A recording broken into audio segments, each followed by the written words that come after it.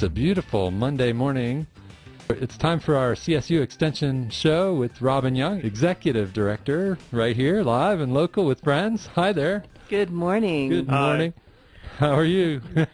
We're doing well. We've had the moisture has helped our spirits, and so we're happy to be here on a bright sunny morning. Really? It's beautiful. It is. I'm glad you're here. And you brought some friends along, so that's cool. Yes, I did. I have with us today Pratyoosh Kashyap, who is our intern for the summer. Nice. And he's going to speak a little bit to his internship on holistic management using goats as weed eaters. Yeah, Pratyoosh has been working with 6 goats, and they're mostly all named after presidents. Yes, all ex-United presidents. They don't respond to any of their names, but it's still fun calling them out.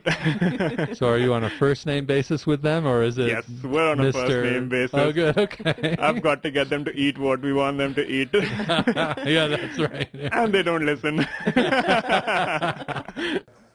So last year, Ethan and Robin sponsored the weed tour on our property because we have the top 10 noxious weeds here in Archuleta County.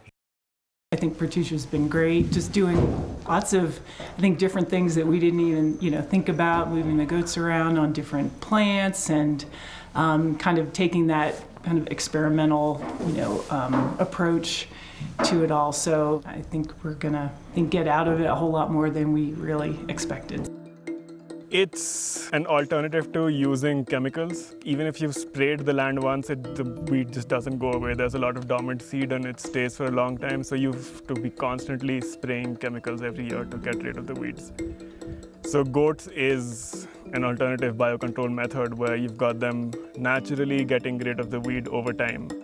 I'm a strong advocate of hands-on research. It's great actually to pass things forward, for one thing, to young people who are grad students or undergraduates who are looking for an opportunity that's outside of the classroom, give them some good hands-on experience.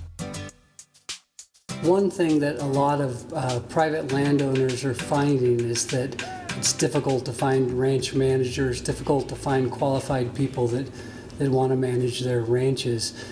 Private lands play a really important role in conservation, threatened and endangered species, watershed protection, that sort of thing. And so there's a lot of students coming out of school that are trained to work for the federal government, work for the state, that sort of thing. Difficult to find people that want to work for private lands. So I've been out on Bandit Peak since May, and mostly we've been focusing on a lot of the forestry stuff, learning irrigation, invasive management, weed control. This is the path that I want to take. It all started last summer. I was with CSU's first ranch management program. We visited a whole bunch of ranches all the way up to 500,000 acre ranches all the way down to 200 acre ranches. So it really gave us a good view on what's out there, what's available, what kind of work you can be doing.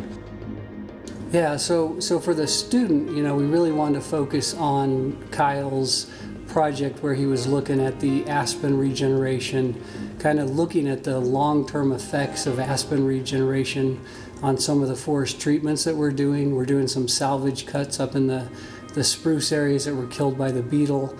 And really, as a manager, I was seeing that, you can write a prescription to do a forest treatment, and you know that it's good for the spruce, you know that it's going to help regenerate that spruce, but you may be having kind of a negative impact on other tree species, aspen for example, because what happens is the elk and deer are attracted to those areas where we've done forest treatments because there's fresh grass, really high quality nutrient grass that they're attracted to.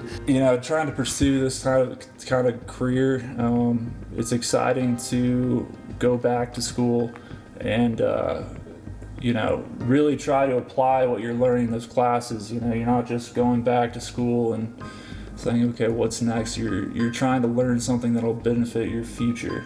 And so what Extension has offered me is really the opportunity to kind of learn about all this stuff and apply it to those classes and try to take away information I can then bring back to this kind of career.